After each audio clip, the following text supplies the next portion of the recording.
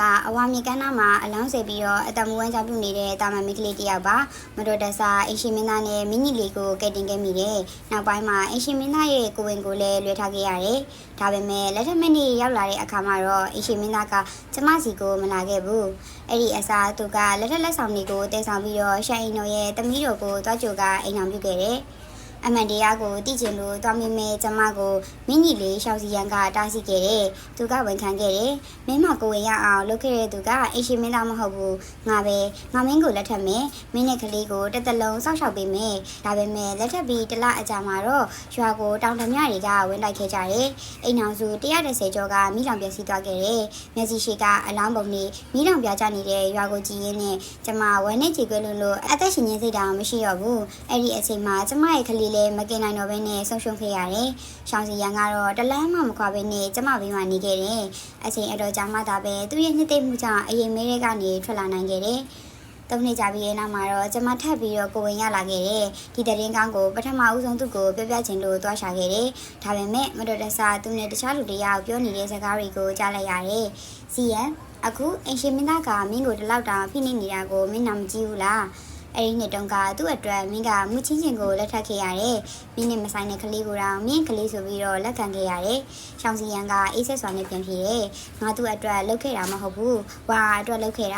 တော်ဝင်မင်းဆက်ရဲ့စီးမြင့်ကအကြီးဆုံးသားကိုပဲအမွေးဆက်ခံခင်ပေးတယ်။မူချင်းကအရင်သားတော်မွေးလိုက်ရင်ဝမ်အောင်ကနောက်တစ်ချိန်မှာနန်းတော်ထဲမှာဘလို့ရက်တည်မလဲ။မင်းလင်ဝမ်းကိုဘလောက်ချစ်တယ်ဆိုတာငါသိတယ်။ဒါပေမဲ့အဝါမြရွာတရားလုံးကိုဗဇက်ပိတ်ဖို့အတွက်သိစရာတော့မလိုဘူးမဟုတ်လား။ရှောင်းစီရန်က88ဆက်နဲ့ပြန်ပြောလိုက်တယ်။အလောင်းဆယ်သမားတွေကနေရာတကာရောက်ဘူးကြတယ်။သူတို့တည်ထားတာကများလုံးနဲ့နောက်ပြဿနာဖြစ်စေချင်ရင်သူတို့အားလုံးတည်ရမှာပဲ။အမှန်တရားကိုကြားလိုက်ရတဲ့ကျမဒေါသနာကျင်မှုအမုန်းတရားတွေနဲ့တွေ့ရပြီးတော့တည်ဆုံသွားခဲ့တယ်။မျက်လုံးပြန်ဖွင့်လိုက်တဲ့အခါမှာလူနှစ်ယောက်ကိုကဲကဲနေကိုပြန်ရောက်နေခဲ့တယ်။မိရည်ထဲမှာမျိုးပါနေပြီးတော့အသက်ကယ်ဖို့အော်ဟစ်တောင်းပန်နေကြတဲ့ရှောင်းချမ်းနဲ့ရှောင်းစည်းရန်ကိုကြည့်လိုက်တယ်။ဒီချိန်တော့ကျမရဲ့မျက်နှာပေါ်မှာခန်းစားချက်တွေကမရှိတော့ဘဲနဲ့လက်နှစ်ဖက်ကိုဖျက်လိုက်ပြီးတော့ပြောလိုက်တယ်။တောင်းပန်ပါတယ်ကျမတို့အလောင်းဆယ်သမားတွေရဲ့စီမင်းကအလောင်းကိုပဲဆယ်တယ်အသက်ရှင်နေတဲ့သူတွေကိုမကယ်ဘူးအဝါမြင့်ရဲ့ရေကပြင်းထန်စွာစီးဆင်းနေတယ်ကြောက်တုံးကြီးတုံးကသူတို့ကိုခဏတားဆီးထားနိုင်တယ်ကဲမဲ့သူမရှိရဲ့အတွက်ရှောင်းချန်နဲ့ရှောင်းစည်းရန်တို့က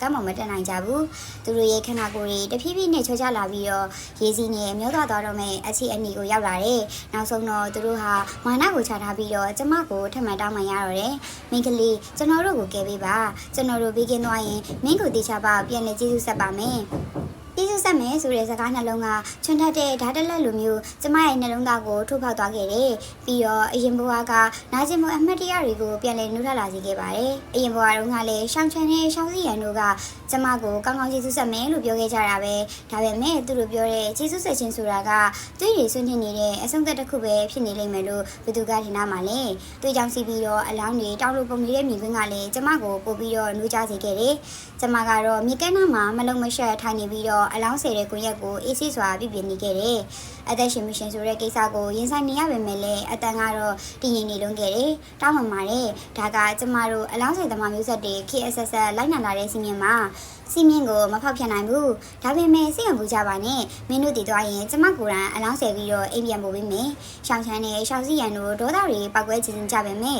အဝါမြစ်ကသူတို့ကိုဆဲဆူဖို့အခွင့်အရေးတောင်မပေးခဲ့ဘူးလေ။မြေတွေကသူတို့ရဲ့ပါဇက်ထဲကိုဝင်သွားပြီးတော့နှစ်ယောက်စလုံးမတိစိတ်နဲ့ကြောက်တုံးကိုစုပ်ကိုင်ထားတဲ့လက်ကိုလွတ်မိသွားကြတယ်။ရေစီးနဲ့မျိုးပါသွားတော့မယ့်အချိန်မှာပဲကျမဘေးကနေလူရိတ်တစ်ခုကလျှက်တစ်ပြက်ဖြတ်သွားတယ်။ပြီးတော့မြစ်ထဲကိုခေါင်းဆိုင်ခုန်ဆင်းသွားခဲ့တယ်။ကျမကြည့်လိုက်တော့ဖခင်ကတေကာနီလူနှစ်ယောက်ကိုဆွဲယူပြီးတော့ကောင်းပေါ်တက်လာနေခဲ့တယ်။အဲ့ဒီမြင်ကွင်းကိုမြင်လိုက်ရတော့ကျမတွေ့ရတော့မလို့ဖြစ်သွားတယ်။ဒါပေမဲ့အဲ့ဒီအချိန်မှာရွာသားတွေကလည်းပြေးလာနေကြပြီ။လူအများရှိမှရှောင်းချမ်းနဲ့ရှောင်းစီရန်ပြန်ပြီးတော့မြစ်ထဲပြချလိုက်ဖို့ကမဖြစ်နိုင်တော့ဘူး။ဒါကြောင့်ကျမကမျက်နှာငယ်တယ်လို့ဟန်ဆောင်ပြီးတော့ပြောလိုက်တယ်။အဖေကသမီးကိုအမေပြောခဲ့တာမဟုတ်ဘူးလား။ကျမတို့အလောင်းမဲဆယ်တယ်အသက်ရှင်နေသူကိုမကယ်ဘူးဆိုပြီးတော့ဒါဆိုအခုလိုလောက်တာကစီးရင်ဖောက်တာမဟုတ်ဘူးလား။နာဂမင်းကိုအမျက်ထွက်အောင်လုပ်ရမရဘူးလားဖခင်ကရှိရှိလျက်လျက်တပင်းချလိုက်တဲ့ရှောင်းချမ်းနဲ့ရှောင်းစီရန်ကိုကြည့်ရဲ့မျက်လုံးထဲမှာစိုးရိမ်မှုတချို့ရှိနေပေမဲ့လေပုံများတာကတော့တနာကျင်နာမှုပါပဲဘယ်လိုပဲဖြစ်ဖြစ်လူရဲ့တန်နှစ်ချောင်းပဲလေသူတို့တရားကိုမျက်စိရှိမှကြည့်မနေနိုင်ဘူးဒါပေမဲ့ချင်းအားစိတ်မပူနဲ့အဖေကအသက်ကြီးနေပြီတရားမှမကြောက်တော့ဘူး နဂါမင်းအပြစ်တင်စီရင်လည်းအဖေကိုပဲအပြစ်တင်ပါစေမင်းနဲ့ဘာမှမဆိုင်ဘူးအဲ့ဒီအချိန်မှာပဲပြေးလာတဲ့မြို့နယ်စုအကြီးအကဲကလည်းအဝါမြေကိုင်းနာမှာဒုထောက်ချလိုက်တယ်ပြီးတော့ခေါင်းလက်ဆက်ဆက်ငုံကဆူတောင်းနေခဲ့တယ်နဂါမင်းကြီးအမျက်ထွက်နေရင်လည်းကျွန်တော်တို့လိုအယိုးအိုတွေကိုပဲအပြစ်ပေးပါဒီလူငယ်လေးတွေကိုမခက်ခဲစီပါနဲ့သူတို့ကငွေရွယ်သေးတယ်86ရမယ်ဘဝလန်းကလည်းအရှိကြီးရှိသေးတယ်လေကျမရဲ့မျက်ဝန်းတွေကရုတ်တရက်ညီရဲလာတယ်ကျမတို့မျိုးနယ်စုကလူတွေကအမြင့်ဒီလိုပဲကျင်နာတတ်ကြတယ်လူငယ်တွေကိုကောက်ွယ်ပေးတတ်ကြတယ်ကိုနဲ့မဆိုင်တဲ့လူနှစ်ယောက်ကိုတောင်ကယ်တင်မှုအတွက်သူတို့ရဲ့အသက်ကိုစတဲ့ဘူးမလေးကြဘူးလေဒါပေမဲ့အရင်ဘဝမှာတော့ဒီလိုစိတ်ကောင်းနှလုံးကောင်းရှိတဲ့သူတွေအားလုံးဟာရှောင်းချန်နဲ့ရှောင်းစည်းရန်တို့ရဲ့လက်ချက်အောက်မှာသိမိကြခဲ့ရတယ်အဲ့ဒီအတွေ့အကြုံကြောင့်ကျမရဲ့နှလုံးသားရဲ့ကအမုန်းတရားတွေကပို့ပြီးတော့ပြင်းထန်လာခဲ့တယ်လူတွေကစီးမြင့်ကိုပြောင်းလဲခဲ့ကြတာမဟုတ်ဘူးအရင်တုန်းကလည်းဒီလိုပဲဖြစ်ခဲ့တာကျမကစီးမြင့်ကိုဖောက်ဖျက်ပြီးတော့ရှောင်းချန်နဲ့ရှောင်းစည်းရန်ကဲတင်ပြီးရဲ့နောက်မှာတော့ရွာသားတွေကကျမကိုအပြစ်မတင်ကြဘူးအဲ့ဒီအစာနေတန်းအဝါမြေကန်းနာကိုသွားပြီးတော့အမွှေးတိုင်ထုံးကနဂါမင်းချန်အပြစ်ပြလျှော်ပေးဖို့အတွက်ဆူတောင်းကြတယ်ဒီဘဝမှာတော့ရှောင်းချန်နဲ့ရှောင်းစည်းရန်ကိုမတတ်နိုင်ရင်တော့သူတို့ကိုတက်တက်တောင့်တနဲ့မထားဘူးဒါကြောင့်မလို့အမုန်းတရားတွေကိုနှလုံးသားထဲမှာပြနေထားပြီးတော့သူတို့ရှိမှဒုထောက်ကတောင်းပန်လိုက်ပါတယ်တခင်လေးတို့တောင်းပန်ပါတယ်ကျမကစီမင်းကိုပဲတီးပြီးတော့အခြေအနေကိုမသုံးသက်ခဲ့လို့တခင်လေးတို့အသက်အန္တရာယ်ဖြစ်သွားမှတက်ဖြစ်ခဲ့ပါတယ်တခင်လေးတို့ကျမတို့အိမ်မှာပဲနေပါကျမကိုယ်တိုင်ပြုစုဆောက်ရှောက်ပါမယ်ဒီလိုမှပဲကျမစိတ်သက်သာရမှာပါကျမကအမားကိုတီးပြီးတော့ပြည်စင်နေတဲ့ပုံစံနဲ့ပြောလိုက်တော့ရှောင်းချန်နဲ့ရှောင်းစည်းရန်တို့လည်းဆက်ပြီးတော့အပြစ်တင်မှုမကောင်းတော့ဘူးသူတို့ကကောင်းခင်းလိုက်ကြတယ်ခြေတောက်ပြီးရဲ့နောက်မှာပဲသူတို့နှစ်ယောက်ကအိမ်မောကျသွားတဲ့အချိန်မှာလာရောင်ကကောက်ခင်ရဲ့အလေကိုရောက်နေပြီကျမကတိတ်တိတ်ဆိတ်နဲ့ပဲအိမ်ကထွက်လာခဲ့တယ်ပြီးတော့ရွာအနောက်ဘက်ကမထင်မရှားချောင်းမလေးတစ်ခုစီကိုသွားနေခဲ့တယ်ချန်နေကလူကတော့မအိတ်သေးဘူးအမှောင်ထဲမှာတိတ်ဆိတ်စွာထိုင်နေပြီးတော့တခုခုကိုတွတ်ချက်နေသလိုပုံစံနဲ့ကျမကသူ့ကိုအရင်သိတယ်အခန်းထဲဝင်ဝင်ချင်းမှာပဲဓာတ်ရိုက်မိလိုက်တယ်ရှီယမင်းသမီးအခုထိရှောင်းချန်ရဲ့အိရှိဆန်မင်းသမီးဖြစ်နေသေးလားဒါပေါ့ဟာအိရှိမင်းသမီးဖြစ်ချင်ရုံနဲ့မဟုတ်ဘူးဘယင်မလည်းဖြစ်ချင်နေပြီးတော့ရှောင်းချန်ဆိုတဲ့တိရစ္ဆာန်ကိုသူ့လုပ်ခဲ့တဲ့မြရဲ့အတွက်ကြီးမားတဲ့တန်ဖိုးပိတ်ဆက်ခိုင်းမယ်ဟုတ်တယ်ဒီမျိုးသမီးကရန်သူနိုင်ငံဘယင်ရဲ့အငယ်ဆုံးသမီးရှီယမင်းသမီးပဲသူကနိုင်ငံနှစ်ခုကြားမဟာမိတ်လက်ထပ်ရေးဆွေးနွေးဖို့အတွက်ရှောင်းချန်စီကိုဆေလွတ်ခံခဲ့ရတာဒါပေမဲ့လည်းရှောင်းချန်ရဲ့လုံးသားထဲမှာကလင်ဝမ်းအားတယောက်တည်းပဲရှိနေခဲ့တယ်မင်းသမီးကိုလည်းမထက်ချင်ဘူးဒါပေမဲ့လည်းနိုင်ငံရေးအရာမငြင်းနိုင်တဲ့အတွက်မြို့တော်ပြန်နေလမ်းမှာပဲတောင်တမြောက်တွေကိုလက်ထိုးပြီးတော့ကြံစည်မှုတစ်ခုကိုလုပ်ခဲ့တယ်သူတို့ကမင်းသမီးကိုဖျက်ဆီးခဲ့ကြတယ်ဂုံတိတ်ခါတွေကိုဖျက်ဆီးခဲ့ကြတယ်မျက်နှာကိုဓာတ်နဲ့ခုတ်ပြီးတော့အလှတရားကိုဖျက်ဆီးခဲ့ကြတယ်နောက်ဆုံးမှာတော့အသက်ငွေပဲကျန်နေတဲ့မင်းသမီးကိုအဝါမြစ်တဲကိုပြစ်ချခဲ့ကြတယ်အဲ့ဒီအချိန်မှာကျမကသူ့ကိုကယ်တင်ခဲ့တာရွာထဲမှာလှုပ်ဝက်စာခေါ်ထားပြီးတော့ဒဏ်ရာတွေကိုတက်တာအောင်လို့ပြုစုခဲ့တယ်အစားတုန်းကတော့သူ့ဘဝအဖြစ်ဆိုးကိုတနာလို့ကူညီခဲ့တာပဲဒါပေမဲ့အခုတော့သူကကျမရဲ့အကောင်းဆုံးမဟာမိတ်ဖြစ်လာခဲ့ပြီလေကျမလည်းဖုံးကွယ်မထားတော့ဘဲနဲ့ပြန်လည်မွေးဖွားလာခဲ့တဲ့အကြောင်းအရာအလုံးကိုသူ့ကိုပြောပြလိုက်တယ်ပြီးတော့ဒီတစ်ခါမှာတော့ရှောင်းချန်နဲ့ရှောင်းစည်းရန်တို့အတွက်ကံကြမ္မာကအရင်ဘဝလိုလွယ်ကူတော့မှမဟုတ်ဘူးခဏတာငင်းသွားပြီးရဲ့နောက်မှာတော့ခါတိစွာနဲ့ပြုံးလိုက်တယ်ချင်းချင်းမင်းကငါထက်တောင်ပို့ပြီးတော့ကန်ဆူခဲ့တာပဲကျမကအတန်တင်လေးနဲ့ပြင်ပြလိုက်တယ်ဟုတ်တယ်ဒါပေမဲ့အားလုံးကတော့ပြီးသွားပါပြီကောင်းကင်ကကျမကိုဘဝအစ်စ်တစ်ခါထပ်ပေးထားမှတော့အရင်လိုအယူမလုပ်နိုင်တော့ဘူးလေမင်းလည်းအတူတူပဲကျမမှာတောင်းဆိုချက်တစ်ခုပဲရှိရဲ့နောက်နေ့မင်းဘယင်မအဖြစ်တီတီငင်ငင်ရက်ထီနိုင်တဲ့အချိန်ရောက်ရင်ရှောင်းစည်းရန်ကိုကျမရဲ့လက်ထဲကိုအပ်ပေးပါသူကိုကျမကိုယ်တိုင်အဆုံးသက်ခြင်းနဲ့ရှီယန်ကလက်တစ်ဖက်ကိုဆန့်ထုတ်လိုက်တယ်ဂရိပဲကျမလည်းသူ့ရဲ့လက်ကိုဆုပ်ကန်လိုက်တယ်အရင်ဘဝကလိုပဲရှောင်းချန်နဲ့ရှောင်းစည်းရန်တို့ကသူတို့ကိုလှုပ်ကြံမှုကြိုးစားခဲ့တဲ့ရန်သူကိုရှာဝေဖော်ထုတ်မယ်ဆိုတဲ့အကြောင်းပြချက်နဲ့ပဲအဝါမိနာနှစ်လကြာနေဆိုင်ခဲ့ကြတယ်အဲ့ဒီအချိန်အတွင်းမှာမျောလင့်ထားတဲ့အတိုင်းပဲရှောင်းချန်ကကျမကိုစိတ်ဝင်စားလာခဲ့တယ်မိုးချင်းနယ်တွေကစနေနေတဲ့ညတညမှာတော့သူကတိတ်တဆိတ်ကျမရဲ့အခန်းထဲကိုဝင်လာခဲ့တယ်ဘာစကားမှတော့မပြောခဲ့ဘူးစံသက်တယ်လို့မျိုးပဲအနားကပ်လာခဲ့တယ်အိယာဘောကလူကမတုတ်ပြန်တာကိုမြင်တော့မှပဲသူကပို့ပြီးတော့ရေးတင်လာခဲ့တယ်ဖြစ်ကောင်းဖြစ်နိုင်ပါရဲ့အချိန်အတော်ကြာအလိုဆန္ဒတွေကိုဖိနေထားရလို့ထင်ပါရဲ့သူ့ရဲ့အောက်ကလူကမျက်နှာကိုတမင်တထားပြီးတော့ပါဘော်ကမညီမညာအမာရွတ်တွေကိုမထိတွေ့နိုင်တော့အောင်ထိရှောင်နေရဲဆိုတာကိုမသိခဲ့ဘူးလေအချိန်အတန်ကြာပြီးရင်နောက်မှာတော့ရှောင်းချန်ကကျင်းတဲ့အပြုံးတစ်ခုကိုပြုံးလိုက်တယ်စကားတစ်ခွန်းမှမပြောဘဲနဲ့အလင်းစလို့ထွက်သွားခဲ့တယ်သူ့ရဲ့အရှိကပျောက်သွားတော့မှသာပဲအခန်းထဲမှာဖျောင်းနိုင်မိကဖြည်းဖြည်းချင်းနေလာခဲ့တယ်အိယာဘေးမှာထိုင်နေတဲ့ရှီယန်ကအဝေးအစားတွေကိုတိတ်တိတ်ဆိတ်ပြန်ဝင်လိုက်တယ်ပြီးတော့အရေးထဲကနေထွက်လာတဲ့ကျမနဲ့အမျိုးသားတယောက်ကိုလှည့်ကြည့်လိုက်တယ်မင်းသားဝမ် ဒီနေ့ရှင်ကိုခေါ်လာတာကတက်တဲ့အဖြစ်ရှိစီခြင်းလို့ပါနောက်တနေ့ရှောင်းချန်ကညမရအောင်ပေါ့အဲ့ဒီအမျိုးသားကတော့တခြားသူမဟုတ်ဘူးပေယုံနိုင်ငံရဲ့အင်ရှင်မင်းသားရှိလင်မဲ့သူကလက်သီးကိုကြစ်ကြစ်ပါအောင်ဆုပ်ထားပြီးတော့ဒေါသတကြီးနဲ့ပြောလိုက်တယ်ညမဘွားရှောင်းချန်ကမင်းကိုဒီလောက်တောင်ဒုက္ခပေးထားတာတိုက်ပွဲဖွင့်လိုက်ရင်ပြီးရောမဟုတ်ဘူးလားဘာလို့ကိုခန္ဓာကိုယ်ကိုဒီလိုစတိလိုက်ရတာလဲရှီယန်ကအေးဆက်စွာနဲ့ပြုံးလိုက်တယ်ပေယုံနဲ့တိုင်းရင်းနိုင်ငံကစစ်အင်အားကမတိမ်မရင်းပဲတိုက်ပွဲဖွင့်လိုက်ရင်အနိုင်ရမယ်လို့မသိချဘူးရှုံသွားရင်ကျမရဲ့အမုန်းကိုမဖြေရှင်းနိုင်တဲ့အပြင်ပြည်သူတွေပါဒုက္ခရောက်လိမ့်မယ်ဒီလိုထက်ဆိုင်ရင်ပိုပြီးတော့တခြားတဲ့နီလန်းကိုရွေးတာကကောင်းနေရှောင်းချန်ကိုတဖြည်းဖြည်းနဲ့ငရေကြစေမယ်ရှီလင်ကသူ့ရဲ့စကားတွေကိုစဉ်းစားပြီးတော့အကြောင်းအရာရှိရဆိုတာကိုသဘောပေါက်သွားတယ်ဒါကြောင့်မလို့လဲဆက်မပြောတော့ဘဲနဲ့ကောင်းညှိလိုက်တယ်ကောင်းပြီမင်းတို့နှစ်ယောက်စီစဉ်ချင်းတယ်လို့စီစဉ်ကြငါရဲ့အကူအညီလို့ရင်အချိန်မရွေးစာပို့လိုက်ရုံနဲ့နောက်ထပ်15ရက်လောက်ဆောင်ပြီးတဲ့နောက်မှာတော့ရှီယန်မှာကိုဝေးရှိနေကြအောင်တခြားသွားတဲ့အခါမှာတော့ကျမကညနာနီနီနဲ့ရှောင်းချန်ကိုတော့တွေ့လိုက်တယ်။မင်းသားရှင်အမေသမီးတရားအတွက်ဂုံတိခါကဘလောက်အရေးကြီးလဲဆိုတာကိုရှင်းနေသိမှာပါ။အခုကျမမှာကိုဝင်အောင်ရှိနေပြီ။ရှောင်းချန်ကရုတ်တရက်အားတင်သွားတယ်။တတိပြန်ဝင်လာတော့စိတ်မရှိသလိုလေတဲ့နဲ့ပြန်ပြောတယ်။ကောင်းပြီနားလေပြီ။ပြန်သွားပြီးတော့ပြင်ဆင်ထားလိုက်။9ရက်နေရင်ငါလူလွတ်ပြီးတော့မင်းကိုလာကြမယ်။ဒါပေမဲ့ကိုဝင်ရှိနေတဲ့သူကကျမမဟုတ်ဘူးဆိုတာကိုတော့ကျမကမပြောခဲ့ဘူး။ဘာကြောင့်လဲဆိုတော့ရှောင်းစီရန်ကိုယ်တိုင်လက်တောင်းမှန်နေကိုစောင့်နေကြတာမို့လို့ပဲလေ။ရှီလင်ကတော့နားမလည်နိုင်ဖြစ်နေခဲ့တယ်။ရှောင်းစီရန်ကြောင့်ရှီရန်ဒီလောက်ဒုက္ခရောက်ခဲ့တာကိုသိထားပေမဲ့လေဘာကြောင့်သူ့ကိုလက်ထပ်ဖို့ကြိုးစားနေရဲဆိုတာကိုမသိဘူး။သူကကျမကိုမေးတယ်။မင်းရှောင်းစီရန်အပေါ်တန်ရောစင်ကြံသေးလို့လား။ကျမကလှောင်ပြုံးလိုက်တယ်။ကျမနဲ့သူနေကြမှာဘလို့တန်ရောစင်မှမကြံတော့ဘူး။ကျမလှုပ်ချင်တာကသူ့ရဲ့ဆန္ဒတွေပြည့်စုံသွားတာကိုပဲ။သူနဲ့ရှောင်းချန်ကလင်းဝအားကိုအရင်ချစ်ကြတာမဟုတ်ဘူးလား။ဒါဆိုရင်ကျမကသူတို့နှစ်ယောက်လုံးချစ်ရတဲ့သူကိုမရစေချင်ဘူးလေ။ကျမထင်တာတလို့ပဲလင်ဝါအတွက်ရှောင်းစီရန်ကအရာအလုံးကိုဆွလုပ်ဖို့အတွက်အသင့်ဖြစ်နေခဲ့တယ်။နောက်ဆုံးမှာတော့သူကဒီကိစ္စကိုလက်ခံလိုက်တယ်။အဲ့ဒီနေ့ကရှောင်းချန်ကကျမကိုလက်ထပ်ဖို့အတွက်ဂရီပေးထားခဲ့တဲ့နေ့ပဲ။ဒါပေမဲ့အရင်ဘဝတုန်းကလိုပဲသူကမလာခဲ့ဘူး။အဲ့ဒီအစားလင်ဝါအားရဲ့အနောက်ကိုလိုက်သွားခဲ့တယ်။ကျမကဟန်ဆောင်ပြီးတော့သူ့နောက်လိုက်သွားတဲ့ပုံစံမျိုးကိုလုပ်ခဲ့တယ်။ဒါပေမဲ့မြို့တကားဘကိုရောက်တဲ့အခါမှာတော့ရှောင်းစီရန်ကကျမကိုတားလိုက်တယ်။သူကအရင်တုန်းကပြောခဲ့တဲ့ဇလန်းကိုပဲထပ်ပြီးတော့ပြောတယ်။ကျမအခန်းထဲဝင်ခဲ့တဲ့သူကသူဖြစ်ကြောင်းရှောင်းချန်ကတော့ညီအကိုတန်ရောချိန်ကြောင့်သူ့အတွက်ဖုံးကွယ်ပေးခဲ့တာဖြစ်ကြောင်းပြီးတော့လူအများရှိမှပဲကျမကိုလက်ထပ်ခွေတောင်းလိုက်တယ်။ကောင်းငင်ကိုလက်ညှိုးထိုးပြီးတော့ချိန်ဆိုတယ်။ငေါမင်းကိုတစ္ဆာဖောက်ခဲ့ရင်မွေးချွတ်ပြစ်ခံရပါစေ။ပုံဝဲချိန်ကလူတွေကချက်ချင်းစင်းနေတဲ့တိုင်ထွက်လာတယ်။ဒီကောင်မလေးကန်ကောင်းလိုက်တာမင်းညီလေးနဲ့လက်ထပ်ရတော့မယ်။ဒါပေမဲ့သူတို့ကအစင်အတန်းမတူကြဘူးနော်။ချက်စီခံမှာတော့မဟုတ်ဘူးထင်နဲ့။ကျမကစိုးရင်တလို့ဟန်ဆောင်ပြီးတော့ပြောလိုက်တယ်။မင်းညီလေးဒီလိုစကားမျိုးကမပြောတင်ဘူးနော်။ကျမကအလောင်းစေသမားမင်းကလေးတယောက်တည်းဖြစ်ပေမဲ့အိမ်အောင်ရေးကိုတော့အလေးအနက်ထားတယ်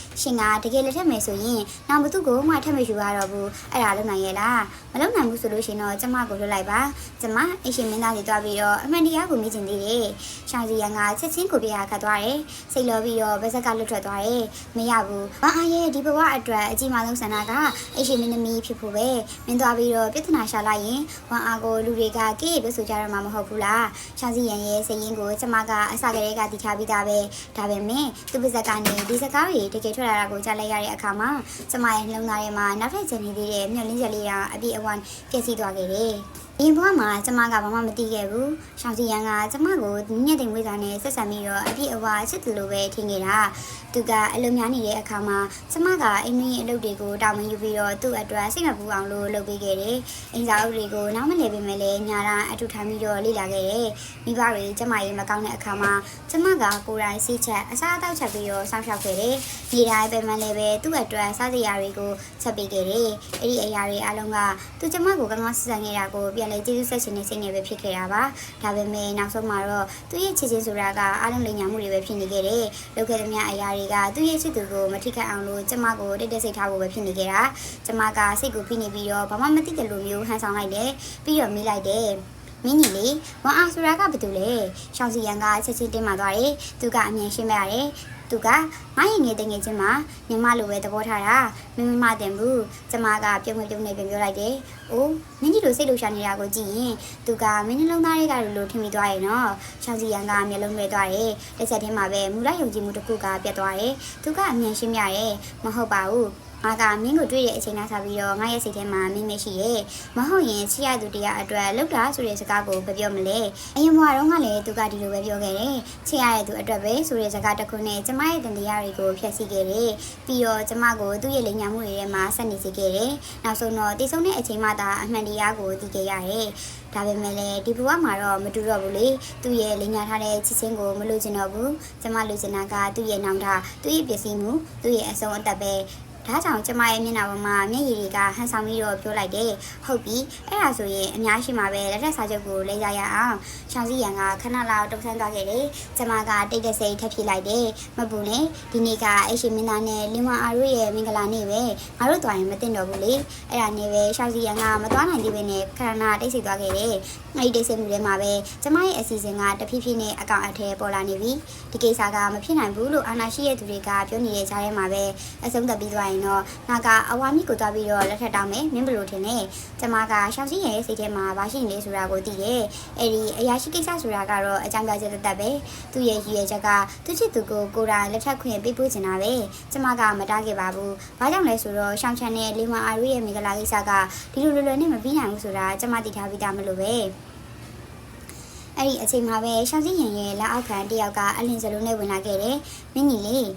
အရှိမင်းသားရဲ့မင်္ဂလာကိစ္စကိုနောက်တစ်ဆင့်ရွှေ့လိုက်ပြီးအခုတော့ပြည်ုံနိုင်ငံကအရှိမင်းသားကိုယ်တိုင်ဥဆောင်ပြီးတော့တန်တမန်အဖွဲ့နဲ့လာရောက်တယ်ဘယင်ကချစ်ချင်းနန်းတော်ရဲ့ဝင်မှုအတွက်အမိန့်ပေးထားတယ်ရှောင်းစည်းရန်ကမျက်နှာကချစ်ချင်းတင်มาသွားတယ်သူကအဆောင်ကိုဆွဲယူပြီးတော့တူတူနဲ့မိလိုက်တယ်။ပြည်ုံတမန်တွေကဘာကြောင့်ရောက်လာတာလဲ။ရှီရဲ့မင်းသမီးကတည်သွားပြီမဟုတ်လား။သူတို့လက်ထက်ရေးကိုဆက်လုပ်ချင်နေသေးရလား။သူကသူပဲပြောလိုက်တယ်မဖြစ်ဘူး။ငါချက်ချင်းတိုက်ခိုက်မှုကိုစတင်ရမယ်။မဟုတ်ရင်ပြည်ုံကလက်ထက်ရေးကိုအတင်းအကျပ်တောင်းဆိုပြီးတော့နိုင်ငံရေးအာဏာကိုတုံးသွားနိုင်တယ်။အဲ့ဒီလိုဆိုရင်ဝမ်အားရဲ့အင်ရှင်မင်းသမီးနေရာတောင်ပြည့်စည်သွားနိုင်တယ်။သူပြောတဲ့စကားတွေကိုကြားလိုက်ရတဲ့အခါမှာပဲကျမအားလုံးကိုနားလည်သွားခဲ့တယ်။ရှီယန်ကိုဖြစ်စည်းခဲ့တဲ့သူကရှောက်ချန်တယောက်တည်းမဟုတ်ဘူး။ဒါကိုအရင်ကတည်းကသတိမထားခဲ့မိတာကကျမရဲ့အမှားပဲ။အရင်ဘဝမှာရှောက်စည်းရန်ကလင်ဝအားအတွက်မင်းမဟုတ်တဲ့ကလေးကိုတောင်မှလက်ခံခဲ့တယ်။အပြစ်မရှိတဲ့လူတွေအများကြီးကိုတောင်ဖျက်ဆီးခဲ့တယ်။အဲ့ဒါဆိုနိုင်ငံတစ်ခုလုံးကိုစစ်တိုက်ဖို့အတွက်ကလည်းသူ့အတွက်ကအပြစ်မဟုတ်ဘူး။အဲ့ဒီအတွေ့နဲ့တင်ကျမရဲ့လုံသားကထပ်ပြီးတော့အေးဆက်သွားတယ်။ဒီလိုလူမျိုးလူတက်ဖို့တာမစင်စားပဲလုံနိုင်တဲ့သူကိုမတနာတင်ဘူးရှောင်းစီယန်ကထွက်သွားတော့မယ့်အချိန်မှာပဲကျမကသူ့ရဲ့လက်ကိုဆွဲတက်လိုက်တယ်အတန်အေးအေးနဲ့ပြောလိုက်တယ်မင်းကြီးလေးအခုတော့အလုပ်ကိစ္စတွေကအရေးမကြီးဘူးနင်းသွားပြီးတော့အိမ်တော်ကြီးအတွက်လက်ထပ်စာချုပ်တွားလုပ်တင်ပြီးမဟုတ်ဘူးလားရှောင်းစီယန်ကခဏတုံသွားတယ်ပြီးတော့စိတ်မရှိသလိုမျိုးပြန်ပြောတယ်ချင်းချင်းအခုငါမှအရေးကြီးရဲ့ကိစ္စရှိရဲ့မင်းစိတ်မပူပါနဲ့ငါမင်းကိုမထားခဲ့ပါဘူးကျမကလက်မလွတ်ဖဲနဲ့သူ့ကိုတိုက်ရိုက်ဆင်းချလိုက်တယ်။ကောင်းပြီ။မင်းတိုက်ခိုက်မယ်ဆိုရင်ငါလည်းမင်းနဲ့အတူလိုက်မယ်။အဲ့ဒီအချိန်မှာငါကိုယ်တိုင်ဘရင်ကိုမိမယ်။ရှီရမင်းသမီးကိုဖျက်ဆီးခဲ့တဲ့အမှန်တရားကဘာလို့လဲဆိုတာကိုပေါ့။ရှောင်းစီရန်ကချစ်ချင်းရက်သွားတယ်။သူကအန်ကျိပြီးတော့ကျမကိုကြည့်တယ်။မင်းကကိုချင်းချောင်းနေရလား။ကျမကခေါင်းညှိလိုက်တယ်။မဟုတ်ဘူး။ဒါပေမဲ့အခုအချိန်အထိလာပြီးပြီဆိုတော့အဖြစ်မရဘဲနဲ့တော့ပြန်မသွားနိုင်ဘူးလေ။ငါကလက်ထဲကစတိုးကိုတင်းကြပ်ကြပ်ကိုင်းထားပြီးတော့အေးဆေးစွာအလုံးနေတော့အဲ့ဒီထူဆန်းတဲ့တိတ်ဆိတ်မှုကိုရုတ်တရက်ဖြစ်သွားတာကတော့ရှာစီရန်ရဲ့လက်အောက်ခံတရားအလွန်အမင်းလှလှရှာရှာနဲ့ဝင်လာတာပဲသူကအသက်မဝင်သေးတယ်လို့အသက်နဲ့ပြောလိုက်တယ်မင်းကြီးလေးမကောင်းတော့ဘူးအရှိမင်းသားနဲ့လင်းဝအားတို့အခန်းအနားစတင်တော့မယ့်အချိန်မှာရုတ်တရက်လူတယောက်ကဝင်လာတယ်သူကသူ့ကိုယ်သူအဝါမိရွာကအင်ရှင်မင်းသားနဲ့တညာလုံးဆက်ဆံခဲ့ပြီးတော့အခုကိုဝင်ရှိနေပြီလို့ပြောတယ်သူကအင်ရှင်မင်းသားကိုတာဝန်ယူခိုင်းနေတယ်ရှောင်းစီရန်ကချက်ချင်းတိတ်ဆိတ်သွားတယ်မျက်နှာကတဖြည်းဖြည်းနဲ့အေးဆက်လာတယ်သူကကျမဘက်ကိုလှည့်ကြည့်လိုက်တဲ့အခါမှာတော့အကြည့်ထဲမှာတန်တရားတွေကပြည့်နေတယ်သူကတလုံးနဲ့ပြောလိုက်တယ်ဒါမင်းလောက်တာလားသူကဒေါသနဲ့လက်သီးကိုစပွဲဘက်ကိုပြစ်ချလိုက်တယ်စပွဲကလှုပ်သွားပြီးတော့ကျမလက်ထဲကတန်ထူးကိုတိုင်မိသွားတယ်နားမလည်ခင်အချိန်မှာပဲထိုးရန်ကလက်ချောင်းကိုဖောက်ဝင်သွားတယ်လေသူဒီဇယ်ကစိတ်ထွက်လာတယ်ဒါပေမဲ့ဒီနာကျင်မှုကကျမအတွက်ဘာမှမဟုတ်တော့ဘူးအရင်ဘဝတုန်းကပိုပြီးနှဆိုင်တဲ့တရားတွေကိုခန်းစားပြီးသားပဲ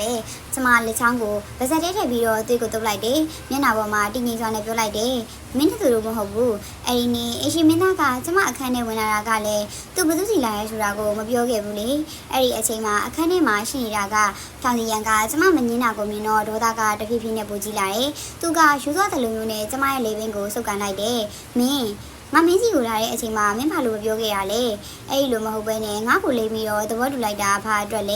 ပြီးတော့တဖြည်းဖြည်းနဲ့ပြောလိုက်တယ်မင်းပြောတာကိုနားမလည်ဘူးလားကျမရဲ့အမလူလူတွေအကြောင်းကိုအကြောင်းပြောချင်လို့ပါ သူတို့အရှိရမယ်ဆိုတာကြောင့်တိတိကလေးနေခဲ့တာပဲကျမကသူတို့အစားထွက်ပြောပြရပဲမဟုတ်ဘူးလားလက်ထက်စာချုပ်ကလည်းမင်းကိုယ်တိုင်လက်ထက်စင်းနေဆိုပြီးတော့လက်တောင်းခဲ့တာမဟုတ်ဘူးလားပထမအဦးဆုံးမြင်ကလေးကချစ်သွားတယ်လို့တော့မှမင်းမပြောခဲ့ရလေအဲ့ဒါကိုလူတိုင်းကြားခဲ့တယ်နော်အခုမှဘာလို့ပြန်ပြီးတော့ညင်းနေတာလဲရှောင်းစီရန်ကမျက်နှာတင်းသွားတယ်စကားမထွက်နိုင်တော့ဘူးဒါပေမဲ့နောက်တစ်ခဏမှာတော့သူ့ရဲ့အိမ်ဆိုင်မှုကပောက်ကွဲသွားတယ်မင်းတကယ်ထင်နေရလားငါလူမျိုးကမင်းတို့အောက်တန်းစားအလောင်းစီသမားကိုချစ်မယ်လို့ငါတို့တမန်ကဝမ်းအားအတွက်ပဲသူ့ရဲ့အင်ရှင်မင်းသမီးအိမ်မက်အတွက်ပဲအဲ့ဒီစကားကိုကြားလိုက်ရတဲ့အချိန်မှာတော့အရင်ဘဝတုန်းကလိုပဲဒီလိုဖြစ်ခဲ့တာကိုကျမကပြန်မြင်မိပါတယ်သူကကျမကိုတမန်မထခဲ့ဘူးအမြဲတမ်းအတုံးချရုံနဲ့အခုအတုံးဝင်တော့တဲ့အခါမှာတော့ချက်ချင်းကိုပြစ်ပယ်ခြင်းနေတယ်ဒါပေမဲ့ဒီဘဝမှာတော့ကျမကတော့မလွတ်ပေးနိုင်ဘူးရှောင်းစီရန်ရဲ့လက်ကိုတင်းချက်ထားတဲ့ကြားတဲ့ကကျမကချက်ချင်းသူ့ရဲ့လက်ကိုကိုက်လိုက်တယ်သူကလမ်းသွားပြီးတော့လွတ်လိုက်တယ်။ကျမကခြေလက်နှစ်လမ်းဆုပ်ပြီးတော့သူနဲ့အကွာအဝေးယူလိုက်တယ်။ပြီးတော့အေးအေးလေးပြောလိုက်တယ်။ဒါပေမဲ့မင်းကလက်ထက်စာချုပ်ကိုလက်မထိုးထားပြီးသားမြို့တော်တစ်ခုလုံးကလည်းမြင်မိတာပဲ။အခုငါတည်သွားရင်ဒါမှမဟုတ်မင်းကဂတိဖြစ်လိုက်ရင်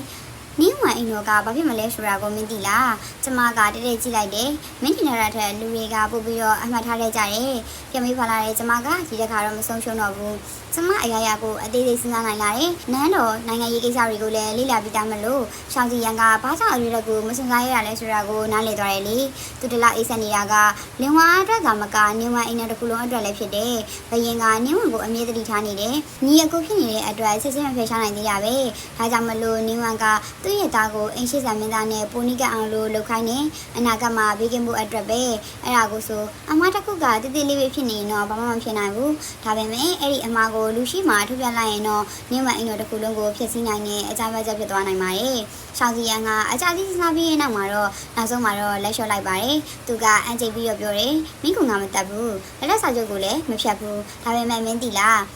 းမင်းဒီတစ်ခါလောင်းကစားမှာအရေးကြီးတဲ့အချက်တစ်ခုကိုလွဲသွားတယ်။မင်းခေါ်လာတဲ့အကူအညီဆိုတာကတောင်ရွာကအလွန်တောင်မှမင်းကလေးတယောက်ပဲ။သူကကိုဝင်ရှိနေနေမှာဘာမှမလုပ်နိုင်ဘူး။ငွေပေးလိုက်ရင်လွယ်လွယ်အပိတက်သွားလို့ရတယ်။မလိုက်နိုင်ရင်တော့တောင်တမြောက်လိုဖန်တီးပြီးတော့တက်ပြစ်လိုက်ရုံပဲ။ဒီပြောတာကိုမကြိုက်ရင်လည်းကျမကတိတ်တိတ်စိတ်နားလဲသွားပါတယ်။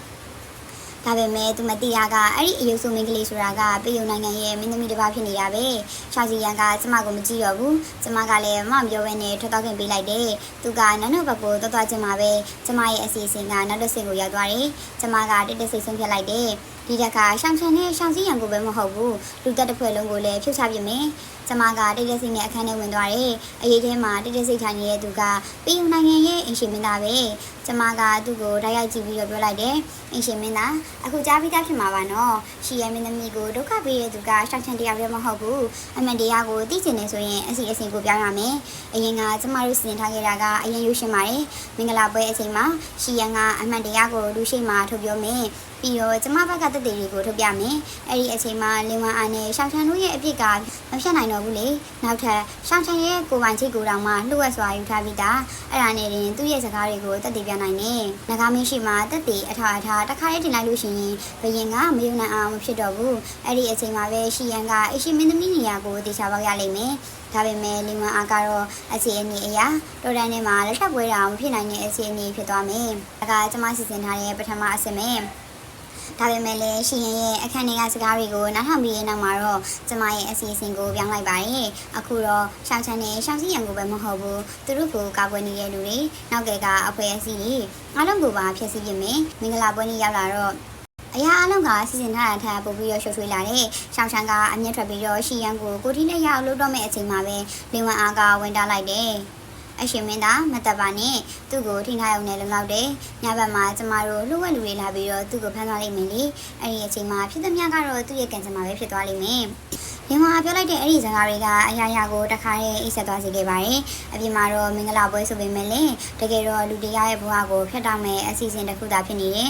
ကျမကအဲ့ဒီအစီအစဉ်ထဲမှာအလေကနေအားလုံးကိုထိန်းချုပ်နေတဲ့သူပဲဖြစ်တယ်ရှောင်းချန်ကကျမကိုတစ်ချက်ကြည့်ပြီးတော့လှည့်ကရှောင်းစီရန်ကိုပြောလိုက်တယ်ဒီမိမကိုလည်းမထားနိုင်ဘူးတောင်တမြောက်တွေကိုခေါ်ပြီးရင်သူ့ကိုပါတခါတည်းဖမ်းသွားလိုက်အဝါမီယာကိုလည်းမီးရှို့ပစ်လိုက်ရမယ်နောက်ထပ်အနေရမရှိအောင်လို့အမြင့်ပြစ်ဖို့ပဲလိုပါတယ်အဲ့ဒီစကားကိုကြားလိုက်ရတဲ့အချိန်မှာပဲကျမကရုတ်တရက်နားလေသွားတယ်ဒီလူကရှောင်းချန်နဲ့ရှောင်းစီရန်တို့ရဲ့အကာအကွယ်အောက်မှာရှိနေတဲ့လူရိုးလေးတော့မဟုတ်ဘူးသူ သူကစကားနဲ့လေးပြောလိုက်တာနဲ့ရှောင်းစီရန်ကသူ့ရဲ့လက်ထဲကဓာတ်ကိုယူလိုက်တယ်ပြီးတော့တစ်ချက်မတွေးပဲနဲ့လက်ခံလိုက်တယ်ကောင်းပြီဝမ်အားပြောတဲ့အတိုင်းပဲလုပ်မယ်သူ့ရဲ့မျက်နှာကအပြည့်အဝအလိုက်အသင်အပြည့်အဝကိုကျွန်းနေတာမျိုးပေါ့အဲ့ဒီမြင်ကွင်းကိုကြည့်ပြီးတော့ကျမမရေပဲနဲ့မနေနိုင်တော့ဘူးလေမင်းကတကယ်တော့တယ်သူများအတွက်လက်နဲ့ဖြစ်နေတာတော့မသိဘူးငါကအေးအေးလေးပြောလိုက်တယ်မင်းတို့ငါပြောတာကိုယုံရင်အခုရလိုက်ပြီးတော့နန်းတို့ကိုသွားပြီးတော့အမှန်တရားကိုပြောလိုက်အနည်းဆုံးအသက်တော်ကြမယ်လေဒါပေမဲ့ရှောင်းစီရန်ကနားမထောင်ဘူးသူကတစ်ချက်တည်းလက်မြပြီးတော့ကျမကိုရလိုက်တယ်ငိမ့်မင်းတို့တောင်ရကမိန်းကလေးတယောက်မှစကားပြောခွင့်မရှိဘူးသူတို့ရဲ့အပြုအမူကိုကြည်ရင်လည်းပဲကျမရဲ့မျက်နှာပေါ်ကအပြုံးကပို့ပြီးတော့အေးဆက်လာတယ်ကျမကလှည့်ပြီးတော့လင်ဝမ်အားနဲ့ရှောင်းချန်ကိုကြည့်လိုက်တယ်မင်းတို့ရောပြန်လဲဖို့အချိန်မရှိတော့ဘူးလားလင်ဝမ်အားကရှောင်းချန်ရဲ့လက်ကိုကင်ပြီးတော့အေးဆက်ဆက်နဲ့ပြောလိုက်တယ်သွားကြမယ်ဒီလိုစကားတွေကိုနားထောင်ဖို့အချိန်မရှိဘူးကျမကရေးလိုက်တယ်ပြီးတော့မင်းတို့မရွေးချယ်ချင်တော့အဲ့ဒီရွေးချယ်မှုကိုကကျမကလုပ်ပေးလိမ့်မယ်အဲ့ဒီညအဝါမီးရတရားလုံးကမိတောက်ထဲလောင်ကျွမ်းသွားတယ်ဒါပေမဲ့သူတို့မသိခဲ့တာကတော့အဲ့ဒီအချိန်မှာပဲကျမရဲ့လူတွေကရွာသားတွေကိုကြိုတင်ပြောင်းရွှေ့ပြီးသားဖြစ်နေရဲဆိုတာပါပဲရှောင်းချန်ကမီးလုံနေတဲ့ရွာကိုကြည့်ပြီးတော့သူ့အစီအစဉ်အောင်မြင်သွားတယ်လို့ထင်နေခဲ့တယ်။ဒါပေမဲ့အဲ့ဒါကသူ့ရဲ့အဆုံးသက်ကိုစတင်လိုက်တဲ့မိပဲဖြစ်နေခဲ့တယ်။ကျမနဲ့ရှီယန်ကိုတောင်တမရဲ့စီကိုခေါ်သွားခဲ့ကြတယ်။ဒါပေမဲ့လည်းသူတို့မသိခဲ့တာကတော့အဲ့ဒီတင်မယ်လို့ထင်ထားတဲ့လမ်းကသူတို့ကိုပြန်လည်တတ်မဲ့လမ်းဖြစ်နေတယ်ဆိုတာပါပဲ။စစ်တပ်တပ်ဖွဲ့ကရုတ်တရက်တိုက်ခိုက်ဝင်ရောက်လာပြီးတော့တောင်တမအဖွဲ့ရဲ့တောင်တကားကိုဖောက်ထွင်းပစ်လိုက်တယ်။အရှိဆုံးမှာတော့အင်ရှင်မင်းသားကိုယ်တိုင်ကဦးဆောင်နေတယ်။အဲ့ဒီညမှာပဲကျမတို့ကိုအရှင်မင်းသားကနန်းတော်ရဲ့ကိုခေါ်သွားလိုက်တယ်။အောင်စရာကောင်းတာကတော့နန်းတော်ဝင်ဝမှာပဲထွက်ခါတော့မဲ့ရှောင်းချန်နဲ့ရှောင်းစီရန်တို့ကိုတိုက်ဆင်ဆန်တွေ့လိုက်ရတယ်။သူတို့ကကျမတို့ကိုမြင်လိုက်တဲ့အခါမှာတော့ဒဏ်ရာတွေပြည့်နေတဲ့ကျမတို့နဲ့နောက်ကလှေးပေါ်မှာချီနာထားတဲ့တောင်တမတွေကိုမြင်ပြီးတော့ချက်ချင်းပဲချွေးတွေကထွက်သွားကြတယ်။ပထမဦးဆုံးသတိဝင်လာတဲ့သူကရှောင်းစီရန်ပဲသူမှမျက်နှာပေါ်မှာအပြုံးတူတွေနဲ့ရှီတူပြီးတော့မိလိုက်တယ်။အရှင်မင်းသားဒီဟာကဘာအတိပဲလဲ။အရှင်မင်းသားကမြင်းပေါ်ကနေသူတို့ကိုအေးဆက်ဆက်ကြည့်ပြီးတော့ရေတံတစ်ချက်ထွက်လာတယ်။ဘာဖြစ်နေရလဲဆိုတာကမင်းတို့ကဘူးတည်တင်တာမဟုတ်ဘူးလားအဲ့ဒီစကားရဲ့အတိပဲကိုရှောင်းချန်နဲ့ရှောင်းစီရန်ချက်ချင်းနားလေသွားကြတယ်ရှောင်းချန်ကရှေ့တိုးပြီးတော့အလင်းအမြန်ရှင်းပြဖို့အတွက်ကြိုးစားတယ်။အရှင်မင်းသားဒါကအထင်မှားမှုပါ။ဒီမိန်းမနှစ်ယောက်ကလင်းနေပြီးတော့ကျွန်တော်တို့ရဲ့မင်္ဂလာကိစ္စကိုဖျက်ဆီးခဲ့တာပါ။ကျွန်တော်တို့ကသူတို့ကိုတင်ကန်းစာပေးခြင်းရုံပါပဲ။ဒါပေမဲ့အရှင်မင်းသားကမှတ်လို့မရှားနဲ့အိတ်ဆက်ဆက်ပြုံးလိုက်တယ်။တင်ကန်းစာပေးရလို့ခေါ်တာကလူကိုတောင်တမတွေစီပို့တာလား။အဲ့ဒီအချိန်မှာပဲရှောင်းစီရန်ကမကျင်တဲ့အမှုအရာနဲ့ဝင်ပြောလာတယ်။အရှင်မင်းသားဒါကကျွန်တော်တို့ရဲ့ကိုကြီးကိုတာကိစ္စပါ။ဘာလို့ဝင်ပါနေရလဲ။သူကကျမကိုလည်းညှို့ထုတ်ပြီးတော့ပြောတယ်သူကကျွန်တော်ရဲ့လက်ထက်မဲ့သူပ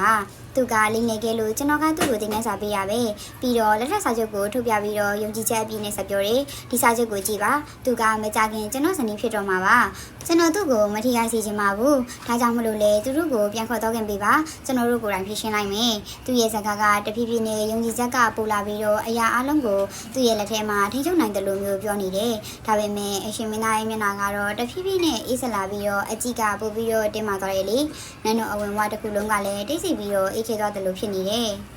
သူကကျမရဲ့ရှုပ်ရှက်ခတ်နေတဲ့သပင်းဒီကိုဖယ်ရှားပြီးတော့မျက်နှာကိုထုတ်ပြလိုက်တယ်အဲ့ဒီအချိန်မှာပဲလူတိုင်းရှိမှပေါ်လာတဲ့မျက်နှာကကြောင်မြဖွယ်ပုံစံနဲ့ပြောင်းလဲထားတဲ့အနာရီနဲ့ပြည့်နေတယ်ဒီလူကိုကောင်းကောင်းကြည့်လိုက်ကြမင်းတို့မေးသွားနိုင်မဲ့သူမဟုတ်ဘူးရှောင်းချန်နဲ့ရှောင်းစီရန်ကမျက်နှာချင်းဆိုင်ကြည့်လိုက်ကြပြီးတော့အံ့ဩသွားတယ်သူတို့နှစ်ယောက်လုံးအနားကနေချက်ချင်းတလန့်ပြန်ဆုပ်သွားတယ်မျက်နှာတွေကချက်ချင်းအယောင်ပြတ်သွားတယ်သူတို့ကတပြိုင်နက်တည်းနဲ့အံ့ဩကြောင်စာနဲ့မေးလိုက်ကြတယ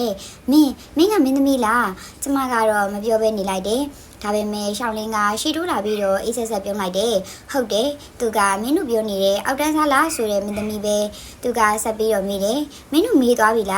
းဒီလူကိုဘလို့နီးနေတမျှရတဲ့ပို့ပြီးတော့တိမတက်အောင်လုပ်ခဲ့တယ်ဆိုတာကိုရှောင်းချန်ကတုံရင်နေတယ်သူကဘာမှမပြောနိုင်တော့ဘဲနဲ့လက်တွေကတုံနေတယ်အဲ့ဒီအခါမှသာသဘောပေါက်သွားတော့တယ်ဒီကိစ္စကသူတို့ထင်ထားသလိုမလွယ်တော့ဘူးဆိုတာကိုပေါ့ပြီးတော့မျက်နှာပြက်ပြီးတော့ပြောတယ်တိဘူးမင်းသမီးဆိုတာကိုအဲ့ဒီအချိန်လုံးက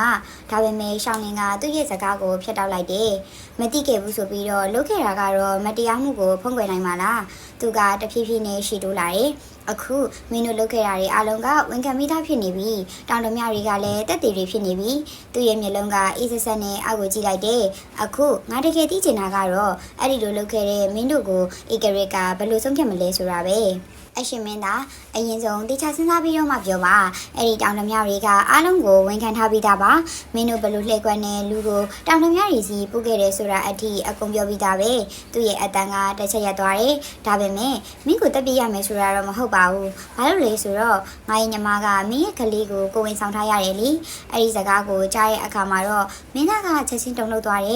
်သူကအမြဲတမ်းဒီကိုဝင်ဆိုတာကလိမ်လည်မှုတစ်ခုလိုပဲထင်ထားခဲ့တာသူ့ကိုထောင်ချောက်ဆင်ဖို့စီစဉ်ထားတာလို့ပဲယူဆထားခဲ့တာဒါပေမဲ့အခုလိုကြားလိုက်ရတဲ့စကားကြောင့်သူ့ရဲ့မျက်နှာတစ်ခုလုံးကပြောင်းလဲသွားတယ်။အားအသင့်စွာနဲ့မေးလိုက်တယ်။သူကတကယ်ကိုဝင်ရှိနေရလား။အဲ့ဒီအချိန်မှာငါကပဲအေးအေးဆေးဆေးထားပြောလိုက်ပါတယ်။အရှင်မင်းသားအထင်မှားနေပါတယ်။အဲ့ဒီနေ့ညကငါကမင်းသမီးကိုဖိတ်ခေါ်ပြီးတော့တွေ့ဆုံမှုစီစဉ်ထားတာပါ။ငါပဲမဲ့လေမင်းသားကအမတ်တမဲဝင်ရောက်လာပြီးတော့သူ့ရဲ့တန်ရှင်းမှုကိုဖျက်ဆီးသွားခဲ့တာပါ။ငါကသူ့ကိုတင်းငိမ်စွာကြည့်ပြီးတော့ဆက်ပြောတယ်။မယုံရင်မင်းသားကိုမေးကြည့်လို့ရပါတယ်။အဲ့ဒီနေ့ကသူလည်းရှိနေခဲ့တာပါ။ဒါပေမဲ့မင်းသားရဲ့ဂုဏ်သိက္ခာကိုထောက်ထားပြီးတော့အားလုံးကိုမထုတ်ပေါ်ခဲ့တာပါ။မင်းသားရဲ့မျက်နှာကချက်ချင်းနှစ်ရက်ထီအောင်နေသွားပြီးတော့တင်းကျပ်သွားတယ်။တိတ်ဆိတ်မှုကအချိန်တစ်ခုလုံးကိုဖိနှိပ်သွားသလိုဖြစ်သွားပါတယ်။နောက်ဆုံးမှာတော့သူကလက်ခံလိုက်ရတယ်လို့မျိုးအတန်နေနေပြောတယ်။ကောင်းပြီငါအမှားပဲအစားကလေးကလမ်းမသွားခဲ့တယ်။ပြောပါငါဘာလုပ်ရမလဲ။ဘာလို့လဲငါကတစ်ချက်ကြည့်လိုက်ပြီးတော့အေးဆက်ဆက်နဲ့ပြောလိုက်တယ်ငါ့ကိုမင်းရဲ့မင်းသားမိဖုရားအဖြစ်လက်ထပ်မယ်လို့ကတိပေးပါနောက်တော့ဘသူ့ကိုမှမယူဘူးလို့လည်းချိန်ဆိုပါအဲ့ဒီစကားထွက်သွားတဲ့အခါမှာတော့မင်းသားကမျက်နှာပြက်ပြီးတော့အလွန်အမင်းခက်ခဲနေတယ်ဒါပေမဲ့နောက်ဆုံးမှာတော့အသက်ရှင်ဖို့နဲ့အာဏာကိုကာကွယ်ဖို့အတွက်သူကလက်ခံလိုက်ရတယ်လေအသက်ပြင်းချပြီးတော့ကောင်းနှင်လိုက်ရတယ်ဒါပေမဲ့လည်းအဲ့ဒီစကားပြောပြီးသွားတဲ့အချိန်မှာပဲဘေးကလူတစ်ယောက်ကချက်ချင်းပတ်ခွဲသွားတယ်သူကမင်းသားရဲ့အဝတ်ကိုဆွဲကန်ပြီးတော့အော်ဟစ်လိုက်တယ်မင်းဘယ်လိုလုပ်သဘောတူနိုင်ရတာလဲမင်းမသိဘူးလားသူ့ဘဝရဲ့အကြီးမားဆုံးအိမ်မက်ကမင်းသားရဲ့မိဖုရားဖြစ်ဖို့ပဲလေငါကတော့သူ့အတွက်အရာအလုံးကိုလုပ်ခဲ့တယ်စိတ်နဲ့တောင်စိတ်ကျင်ပြီးတော့လုပ်ခဲ့တယ်မင်းသားကသူ့ရဲ့လက်ကိုဖဲထုတ်လိုက်ပြီးတော့ပြန်ပြောတယ်မင်းအခုဒီမှာစိတ်ပူနေရမယ့်အချိန်မဟုတ်ဘူးမင်းကိုမင်းသားအရင်ကတည်းမှုအတွက်စဉ်းစားလိုက်ပါသူကဆက်ပြောတယ်ဒီအမှုထဲမှာမင်းလည်းပါဝင်ခဲ့တယ်အခုမှမရရင်မင်းလည်းလွတ်နိုင်မှာမဟုတ်ဘူးလေဖုံးခွဲထားတဲ့အမှန်တရားကပေါ်ပေါက်လာတဲ့အခါမှာတော့ရှောင်းချန်ရဲ့စကားတွေကရှောင်းစည်းရဲ့စိတ်တွေကိုရေအေးတပုံလောက်လိုက်တယ်လို့ပဲချက်ချင်းကိုနှုတ်ထသွားစေခဲ့တယ်။သူကကြောက်ရွံ့သွားပြီးတော့လှည့်ကြည့်လိုက်တယ်။သူရဲ့ဂုဏ်သိက္ခာနဲ့မာနကသူ့ရဲ့ပါးစပ်ကိုဖွင့်မရအောင်ချုပ်ထားနေတော့မယ်။ကျမကလည်းဖိအားမပေးဘဲနဲ့အေးစေပြောလိုက်တယ်။မင်းသားမသိချင်ဘူးဆိုရင်လည်းရပါတယ်။ဒါပေမဲ့ဒီအမှုမှာကတရားရောက်ကတော့တာဝန်ယူရမယ်။ကျမကတိတိငြိမ်နဲ့ဆက်ပြောလိုက်တယ်။မင်းတို့နှစ်ယောက်ကိုယ်တိုင်တာဝန်ယူမလား။ဒါမှမဟုတ်လင်ဝါအားကိုတာဝန်ယူခိုင်းမလား။ရွေးချယ်အဲ့ဒီနာမည်ထွက်လာတဲ့အခါမှာတော့ရှောင်းစည်းရဲ့မျက်နှာကတစ်ချက်တင်းသွားတယ်။သူကတဖြည်းဖြည်းနဲ့အတန်နဲ့လေးနဲ့ပြောလိုက်တယ်။တခြားတယောက်ကိုအစားထိုးလို့မရဘူးလား။ကျမကကောင်းခါလိုက်ပါတယ်။မရဘူး။အတိတ်ကတရခံ၃ယောက်လုံးလွတ်သွားလို့ရှိရင်မင်းသမီးကလည်းလက်ခံနိုင်မှာမဟုတ်ဘူးလေ။အနာကတယောက်ကလည်းထောက်ခံလိုက်ပါတယ်။ဟုတ်တယ်ဒီအမှုကိုဖုံးကွယ်ဖို့ကတော့မဖြစ်နိုင်ဘူး။အဲ့ဒီအခါမှာရှောင်းစည်းရကခက်ခဲစွာနဲ့ဆုံးဖြတ်လိုက်တယ်လို့မျိုးပဲအတန်တူးလေးနဲ့ပြောလိုက်တယ်။ကောင်းပြီငါလက်ခံနေ။ဒီစကားကတော့သူ့ကိုယ်သူကဲဖို့အတွက်ရွေးချယ်လိုက်တာပဲ။ကျမကအေးဆက်ဆက်နဲ့ပြုံးလိုက်တယ်။တစ်ဖက်မှာတော့သူ့အချစ်ကိုတောင်မှသူကဲမနိုင်တော့ဘူးဆိုတာကိုသိတာသွားခဲ့တယ်။ဒါပေမဲ့ကျမကတော့မတားခဲ့ဘူး။ဘာလို့လဲဆိုတော့သူတို့ကိုတက်တလုံးနောက်နှာနဲ့နာကျင်မှုတွေထဲမှာနေစီနေတာပဲ။နောက်တစ်နေ့မှာတော့လင်ဝါအားကိုသူတို့ကိုယ်တိုင်ဖမ်းဆီးလာခဲ့ကြတယ်။အရင်ကတော့သူမကဘာမှမသိတဲ့အတိုင်းအဝေးအစားတွေကိုအေးအေးလူလူပြင်ဆင်နေသေးတယ်။ဒါပေမဲ့လည်းစစ်သားတွေကသူမကိုမြေပြင်ပေါ်ကိုဖိနှိပ်လိုက်တဲ့အခါမှာတော့သူမကအော်ဟစ်ပြီးတော့မယုံနိုင်စရာအဖြစ်နဲ့မေးလိုက်တယ်။မင်းတို့ယူနေပြီလား။ငါကမင်းတို့ရဲ့မိဖုရားဖြစ်မဲ့သူပဲ။အဲ့ဒီအချိန်မှာပဲကျမနဲ့တယောက်ကဝင်လာတယ်။သူကလင်ဝါအားရဲ့လက်ပေါ်ကိုခြေထောက်နဲ့ဖိချလိုက်ပြီးတော့အကျန်းဖတ်စွာနဲ့တင်းတင်းဖိလိုက်တယ်။ပြီးတော့မြေပြင်ပေါ်ကျနေတဲ့မိဖုရားတရက်ပုကိုယူပြီးတော့လှည့်ကြည့်ရင်းနဲ့အေးစစ်ဆက်နဲ့ပြောလိုက်တယ်။ဒီတရက်ဖူကိုငါကလွဲပြီးတော့ဘယ်သူမှမဝင်နိုင်ဘူး။တောင်ချန်ကတော့မယုံနိုင်အောင်လို့စိတ်လှုပ်ရှားပြီးတော့အပြုံးတုနဲ့ရှီတူးလာတယ်။သူကကျမရဲ့ပခုံးကိုဖတ်ပြီးတော့ပြောလိုက်တယ်။လင်မအားကဘာမှမသိပါဘူး။ဒါပေမဲ့လည်းလင်မအားအတွက်ကတော့အရာအလုံးကပြီးဆုံးသွားတယ်လို့ပါပဲ။သူကအိရှိကိုလဲကျနေတဲ့လိုမျိုးရှော့သွားပြီးတော့ရှောင်းစီရန်ရဲ့ရှိကိုရောက်လာပြီးတော့မျက်ရည်ပန်းပန်းလေးနဲ့ပြောလာတယ်။မင်းကငါကိုအမြဲချစ်ခဲ့တာမဟုတ်ဘူးလား။ရှောင်းချန်လို့မစွန့်ပြစ်နိုင်ဘူးမဟုတ်ဘူးလား။ငါစဉ်းစားပြီးသွားပြီ။ငါမင်းနေပဲနေမယ်လေ။မကောင်းဘူးလား။ရှောင်းစီရန်ရဲ့မျက်နှာကတခဏအတွင်းမှာပဲလင်းဝါရဲ့မျက်ရည်တွေကိုမခံနိုင်တဲ့ဖြစ်အမှုအရာတွေကပြော့လာတယ်။ ဒါပေမဲ့ငါက6နှစ်ချက်ဆိုးလိုက်တယ်သူကချက်ချင်းတတိပြန်ဝင်လာပြီးတော့လင်းဝအားနဲ့အကွာအဝေးတစ်ခုကိုပြန်ယူလိုက်တယ်တောင်းပန်ပါတယ်ငါနဲ့ချင်းချင်းတို့ကအိမ်အောင်စာချုပ်ရှိပြီးသားပါ3ရက်အတွင်းမှာပဲမင်္ဂလာပွဲကလုံးမှာငါဘဝမှာသူတယောက်တည်းပဲရှိတော့မှာလင်းဝအားကချက်ချင်းပဲမျက်လုံးကကြည်ကျသွားတယ်သူရဲ့မျက်နှာစက်တွေကပြုတ်လဲသွားပြီးတော့အလွန်ကြောက်မဖွယ်ကောင်းစွာငိုကြွေးလာတယ်မင်းတို့နှစ်ယောက်လုံးကငါ့ကိုချစ်တယ်လို့ပြောပြီးတော့အခုတော့ငါ့ကိုဒီလိုဆုံးပြမှာလားရှောင်းစီရန်ကအဲ့ဒီစကားလေးကိုစံနှောင်းထောင်လိုက်တော့ပဲနဲ့လက်ကိုမြောက်လိုက်တယ်သူ့ကိုဖမ်းပြီးတော့စီရင်သွားမယ်ငါကပြောလိုက်တယ်မင်းတို့နှစ်ယောက်ကသူ့ကိုကိုယ်တိုင်ကြည့်ရှုစီရင်မယ်လို့ကြိပေးထားရမဟုတ်ဘူးလားရှောင်းစီရန်ကတိတ်ဆိတ်သွားတယ်ပြောချင်ပေမဲ့လည်းနောက်ဆုံးမှမပြောနိုင်တော့ပဲနဲ့ကောင်းမြင်လိုက်တယ်ကောင်းပြီသွားကြမယ်လင်းမအားရဲ့ဇလန်းကအဲ့ဒီနေရာမှာပဲညီကုန်းချူသွားတယ်လို့ထင်ရတယ်ဒါပေမဲ့ငါနဲ့ရှောင်းစီရန်ကတော့တည်တယ်ရှောင်းချန်နဲ့ရှောင်းစီရန်တို့ရဲ့အမုန်းကဘလောက်အထီးနဲ့ရှာနေတယ်လဲဆိုတာကိုပေါ့သူတို့ကမကြခဏအတူတောက်စားဟန်ဆောင်နေပေမဲ့လေတကယ်ကတော့ငါတို့ကိုဘယ်လိုလုပ်ဝဲစားနဲ့ဖြည့်ဆည်းမလဲဆိုတာကိုသာဆွေးနွေးနေကြတယ်။ဒါပေမဲ့ငါတို့ကသူတို့ကိုအဲ့ဒီအခွင့်အရေးကိုမပေးတော့ဘူး။နောက်မှာတော့ငါတို့ကမဟာယန်သူတစ်ဖွဲ့ကိုချီကပ်ပြီးတော့အခုအညီယူကရှောင်းချန်နဲ့ရှောင်းစီရန်ကိုလှည့်ကွက်နဲ့ဟွာဟီမီကန်ဘက်ကိုခေါ်ထုတ်ခဲ့တယ်။ငါနဲ့ရှူရန်တို့ကအရေးသေးမှညီညီလေးနေပြီးတော့ကြည်နေခဲ့ကြတယ်။အဲ့ဒီနှစ်ယောက်ကနောက်ဆုံးမှာပဲမြစ်ထဲကိုလဲကျသွားခဲ့ကြပါတယ်။အရာအလုံးကအစတစ်ခါပြန်လေလာသလိုပါပဲ။ဒါပေမဲ့နောက်ဆုံးမှာတော့သူတို့ကိုကယ်တင်မဲ့သူမရှိတော့ဘူးလေ။ရှောင်းချန်နဲ့ရှောင်းစီရန်ရဲ့ရုပ်အလောင်းတွေကိုပြန်တွေ့တဲ့အချိန်မှာတော့ငါနဲ့ရှူရန်တို့ကအားလုံးတော့ပို့ပြီးတော့ဝမ်းနဲ့တလူမျိုးလုပ်ပြခဲ့ကြတယ်။ဇာမဝင်အိတ်မပြောဘဲနဲ့ရပ်ပေါင်းများစွာငိုကြည့်ခဲ့ကြတယ်လူလူတရက်လုံးကအဲ့ဒီအဖြစ်ကြောင့်ထိခိုက်လှုပ်ရှားသွားခဲ့ကြတယ်။ဧကရေမင်းကလည်းနောက်ဆုံးမှာတော့တတိထားမှုတွေကိုလျှော့ချလိုက်ကြပြီးတော့ရှူရန်ရဲ့ငရေသေးတဲ့သားလေးကိုနောက်ဆုံးမှာတော့ချူစစ်တက်ရဲ့အုပ်ချုပ်သူအဖြစ်တင်ပြလိုက်ကြပါတယ်။အမှန်အဖြစ်ထိုအင်ပါယာနဲ့ထိုအနာရီကရှောင်းချန်ရဲ့လက်ထဲမှာရှိခဲ့တဲ့တော့လည်းပဲထိုအချိန်မှာတော့အရာအလုံးကတခဏအတွင်းရပ်တန့်သွားခဲ့ပါတယ်။ငါကတော့အခြားလမ်းတစ်ခုကိုရွေးလိုက်တယ်။ရှူရန်လိုမျိုးကြီးမားတဲ့ရှင်မန်းချက်လည်းငါမှမရှိတော့ဘူး။အာနာအင်အားလည်းမလိုတော့ဘူး။ကိုယ်တိုင်တောင်းဆိုပြီးတော့တီလာရှင်ကြောင့်တစ်ခုကိုသွားတရားအထုတ်ပြီးတော့ဘဝကိုအေးချမ်းစွာနဲ့ဖြတ်သန်းမှုအတွက်ပဲဆုံးဖြတ်လိုက်ပါတော့တယ်။အဲဒီငါရဲ့ရွေးချယ်မှုကတိတ်ဆိတ်ပေမဲ့လည်းပဲနောက်ဆုံးမှာတော့ငါဘဝအတွက်အေးချမ်းဆုံးလမ်းဖြစ်လာခဲ့ပါတော့တယ်။ Subscribe